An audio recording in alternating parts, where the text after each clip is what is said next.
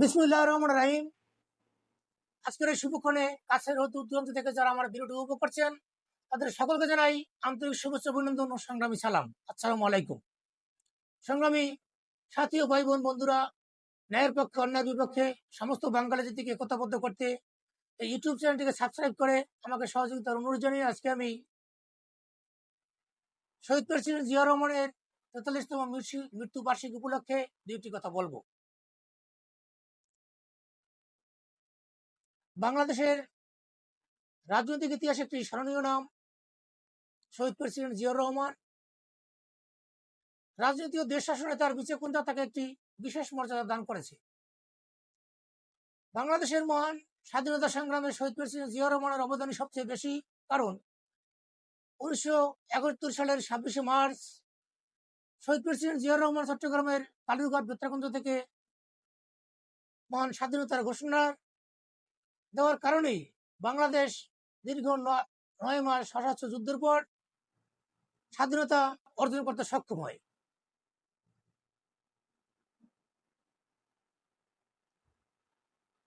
সেই স্বাধীনতা অর্জনের পর সেই স্বাধীনতাকে রক্ষা করতে শহীদ প্রেসিডেন্ট জিয়াউর রহমান বাংলাদেশের রাজনৈতিক প্রেক্ষাপটের বিভিন্ন ষড়যন্ত্রকে অতিক্রম করে 1975 সালের 7 নভেম্বর সিপাহী জনতার বিপ্লবের মধ্য দিয়ে রাষ্ট্র পরিচালনার গুরুদায়িত্ব গ্রহণ করে বাংলাদেশকে একটি স্বনির্ভর দেশ গঠন করতে খাল খনন কর্মসূচি, গ্রাম সরকারের গঠন, খাদ্য স্বয়ংসম্পূর্ণতা অর্জন ইত্যাদি বহু কর্মকাণ্ডের মাধ্যমে বাংলাদেশের উন্নয়ন করেছেন।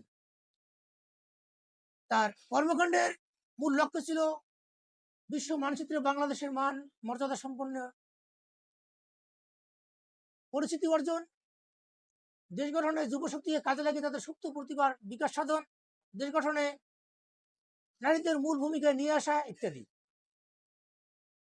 তার পরিবর্তিত দুটি আদর্শই দেশ গঠনের মূল প্রেরণায় ওঠে, একটি বাংলাদেশি জাতীয়তাবাদ ও অপরটি স্বনির্ভর বাংলাদেশ। তিনি সমস্ত বাঙালি জাতিকে ঐক্যবদ্ধ করার আহ্বান জানান এবং উৎপাদন উন্নয়নে সকলের অংশগ্রহণের উপর জোর আরোপ করেন। শহীদ প্রেসিডেন্ট জিয়াউর রহমান সংবাদপত্রের স্বাধীনতা, বিসমুল্লাহ রহমান রাহিম সংবিধানের সংযোজন,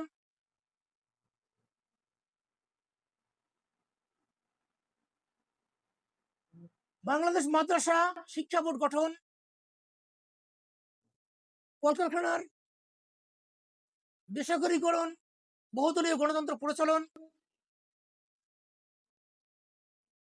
উৎপাদনকৃত পণ্যদ্রব্য ও তৈরি পোশাক শিল্প রপ্তানি করে সমগ্র বিশ্বে আলোড়ন সৃষ্টি করেছিলেন।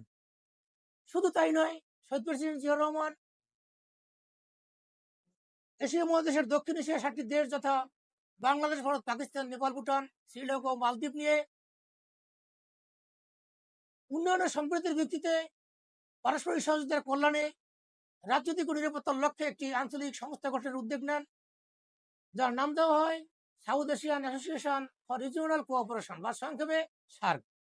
এভাবে শহীদ প্রেসিডেন্ট জিয়া রহমানের উদ্যোগে সার্ক তথা সমস্ত এশিয়া তথা সমস্ত পৃথিবীর মধ্যে ভ্রাতৃত্ববোধ জাগ্রত করতে বাংলাদেশের পরিপূর্ণ স্বাধীনতা অক্ষুণ্ণ রেখে স্বদেশের গৌরব অর্জনে সঠিক পদক্ষেপ নিলে সন্ত্রাসবাদ ও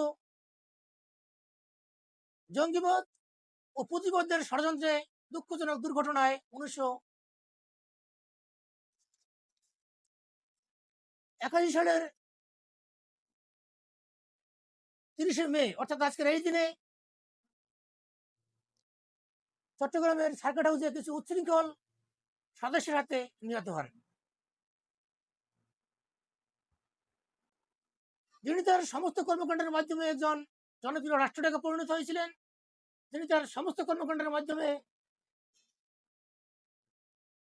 সমগ্র বিশ্বে একজন আদর্শ মানুষ হিসেবে সুপরিচিতি অর্জন করেছিলেন, যিনি তার সমস্ত কর্মকাণ্ডের মাধ্যমে দেশের জন্য, দেশের মানুষের কল্যাণের জন্য, দেশকে স্বনির্ভর করে গড়ে তোলার জন্য নিজের জীবন উৎসর্গ করে গেছেন। আজকের এই দিনে আমি তার রুহের মাগফিরাত কামনার্থে আপনাদের সকলের কাছে দোয়া কামনা করছি।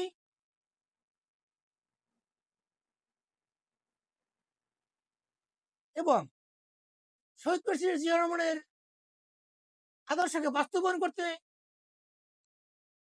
সঠিক শত যোগ্য নেতার নেতৃত্ব নিয়ে বাংলাদেশের রাজনীতি করার জন্য আপনাদের সকলের কাছে উদাত্ত আহ্বান, অনুরোধ ও জোর দাবি জানাচ্ছি। প্রিয়